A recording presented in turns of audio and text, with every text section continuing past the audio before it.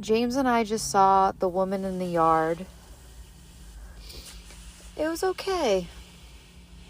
It had a really strong, well, I don't want to ruin it, but let's talk about the gist. I thought it would be better than it was. I thought the lead actress was really good.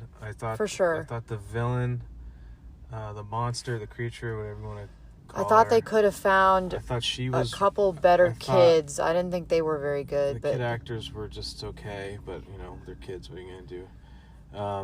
The monster I thought was really good. I thought was a really clever choice, and I really liked the way that she was haunting them. I thought that was really cool. I also liked the title and the concept. Like, it sounds silly, but when I saw the trailer, I was like, yeah, if somebody was in your freaking yard just sitting there, it would scare the shit out of you. But you know what it felt like? I think, and I haven't really been able to really distinguish it. It felt like it was 1 or 2 drafts away from having the best version. That's the best way I could put it. I was sitting there being like, okay, I'm probably going to get into spoilers. Do you have any more gist? You're getting spoilers. Okay, fine. Spoilers. Stop listening if you don't want it ruined. You don't have to say all that. It helps people to pause. First I was like, okay, she's overprotecting them, or she's putting too much pressure on them and not telling them the truth in the beginning. And she needs to let them in. She needs to be vulnerable. That's it. And then there's go. I got pretty quickly this was a Babadook-esque. Oh, for sure. I got that from the trailer. I got that from the trailer. And I knew that the monster was just kind of some aspect of her. And then they kind of just went off the rails, almost like there's too many twists. They were kind of going overboard with trying to get you to understand that this was her wrestling with her own mania and grief. I actually really liked. I thought visually it was cool. I liked all of the concept of it. I liked that I liked that it was all kind of in her head, and that she was on pills. Their son mentioned that she's dealing with some sort of psychoses or something. All of that, but they didn't, there's a brief mention of it that she's actually in reality dealing with some serious mental trauma and stuff, and that this was all just kind of a visualization of that it was so powerful that it was haunting all of them, kind of thing. I didn't think they needed to. But they kind of just, I think, just with the action, they kind of just went a little overboard. Well, I also don't think they needed to be so literal. I didn't need the explanation from the chick of there's one bullet left. And I already got that she's death, a.k.a. grief, a.k.a. she and her are one and the same. Yeah. I mean, I was fine with the whole progression of that. And then I liked the moment where it was just kind of her making the choice at the end. It was like her husband said, it's a we situation now. She just kind of has to get that it's her who she wants to be, the good mother and all this stuff. And then this other side of her, this dark side that doesn't want any of that and just wants to escape, and then having them combine is all right, I'm the monster. I've made my point, and now it's up to. Now we've kind of got to come. I'm to blame, but I am also the one to save myself. Exactly. So I thought it was kind of cliche, I suppose, but I thought they did it really, really well, and I liked how they kind of panned away for a couple of shots, because it was not the usual beats if the character was going to kill themselves, but also it'd be even less satisfying if she killed herself. So it's also what would the point of that be? The point? But also, she said, there's a couple things. She said, let me say goodbye. She didn't actually say goodbye. There was no intimacy. There was no her truly letting go of her kids, which in that moment, she doesn't know that she's going to choose to live.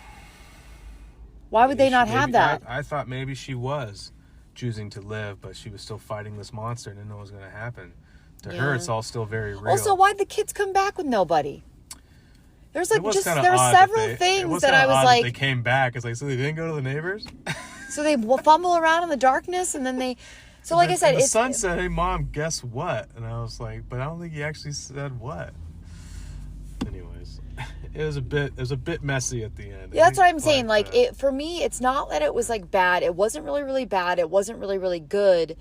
But it felt like the thing with like him finding out that she was really driving. Like, there was all these kind of like twists. It wasn't that big of a reveal, you know. Like, I thought it was gonna be like, oh, I murdered your father. That's what I thought it was gonna be. I was gonna be like, oh shit. That would be a little extreme. Yeah, I was like, no, I was the one driving. But so then it's like, I did like car accident. Okay. I did like that, like, this notion of that the woman, that the you know, not the devil, the death, the grief or whatever, was the one that made her crash in the first place. Almost like, you know, but it's still I like that her face was kind of blown off a bit. I think kind of foreshadowing to the possibility of her getting shot in the face. Yes, and did you see the painting at the very beginning that was that woman, very abstract painting with that red thing? That was really cool. Yeah. So it's almost like she's painting these representations. But anyway, but it was a bit muddy with all the my point is like, yeah, like it's exactly what I said at the beginning, is that like it wasn't it, but it had the potential to be it. And I think if they had done like maybe one or two more drafts, it would have been like chef's kiss. Can I burp on your podcast? I just did. I didn't notice you burped.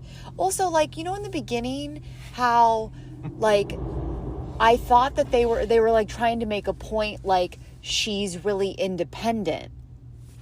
Right? Like, it felt like they a little bit like they were trying to make a point like she's so independent, she can't ask for help, which is like why that like the thing has been turned off. There's no dog food. But then it also was like she's putting a lot of pressure on her son. Like, it felt like there was certain things that I was like, this feels contradictory. Like, why don't they just pick one? Because I wanted a very, very clear. There was a clear arc, but it wasn't really clear until the end. Because they were like, oh, she really didn't like this life and she was resisting it. And now she's fully choosing it. Anyway. I always recommend seeing Blumhouse movies because, you know, they make good horror movies. But you agree with me, right? That it's like, it was... Yeah, it was okay. It was just okay. It wasn't their best. Some good jump scares that probably scared James from all me shouting. Yeah, Carly screamed in my ear pretty loud. Okay, there's a lot of things in the beginning that were like... A lot of jump scares didn't need to be jump scares, but they were jump scares anyway. Yeah, it was kind of fun. But a lot of just like audio jump scares. I'd like to know... Because he like slammed open the thing and it like was like, ugh! I'd like to know how much of it was practical, like how all the shadow work. I wonder how much of that was practical effects versus CGI. That'd be cool. Because I think I feel like it wouldn't take that much effort to get it would obviously take a lot of effort, but it wouldn't take like that much effort to create these shadows and have get that quality effect of like a shadow by doing it practically with the actual light and shadow and all that stuff. So I wouldn't be shocked if they did, because I think that'd be worth the time and probably still cheaper than doing CGI. Well, horror films are usually cheap anyway because... Yeah. Okay, babe. Bye.